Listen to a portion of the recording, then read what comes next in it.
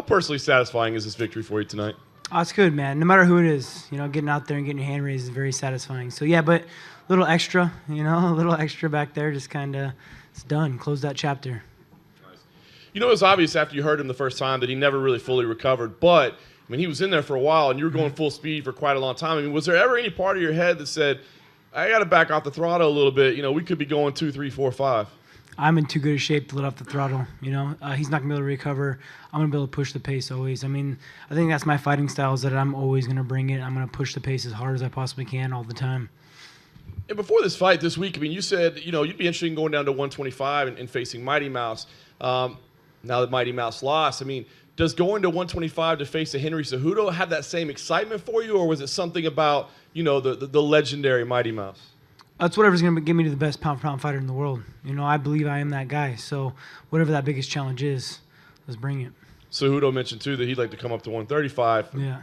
Does that entertain you, or would it be more about, getting that second belt? I don't really think the guy would deserve it. He's still got – Joseph Benavidez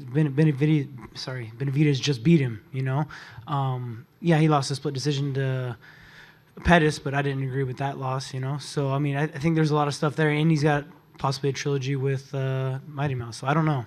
I'm open for whatever, though. I'm not stepping away from a challenge, that's for sure. And last thing for me, the name that I think a lot of people are throwing out is Dominic Cruz. There's history there.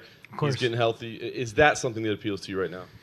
First things first, I can't wait to go home, have a staycation, enjoy my house out in Colorado, get on the lake, jump on my boat, enjoy my son and my wife. So that's the first thing. We'll figure it out with the team.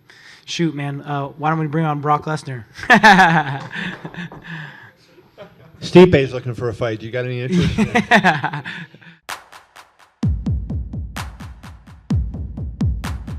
And then I just want to ask you a couple questions about TJ. The fact that he's a guy that's really improved over time as well, just like DJ has. And, Dominic Cruz lurks out there, and Dominic Cruz won a tremendous amount of bantamweight fights. Who do you think is the greatest bantamweight in UFC history? Rogan brought it up that it might be. Well, you can start making the argument right now about Dillashaw. Yeah. He beat Barao twice when Barao hadn't lost in 10 years. Then he turns around and beats Cody Garbrandt, coming off an unbelievable fight with I'm trying to remember everybody's names tonight. With Cruz.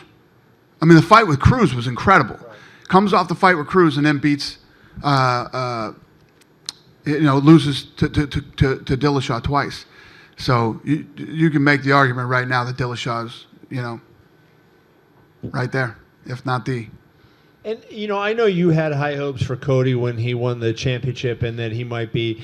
And obviously in this sport, losses don't hurt you like they do in boxing. But the fact that he got knocked out twice and he was kind of the puncher and the tough guy, so to speak, do you think that hurts him in terms of him becoming that really big star? I know he's a star-level guy, but that really big guy that you thought maybe he could have become?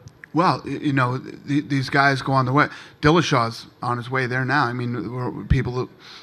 We're already discussing, is he the best ever? And Cody is still one of the best in the world. He's got to get out there and win some more fights. But yeah, these fights were massive for TJ, because I think even going into the first fight, I think everybody believed that Cody was going to beat TJ. Especially Cody. Cody knew he was going to win that fight. And the way that it's turned out, you look, TJ wins both fights spectacularly.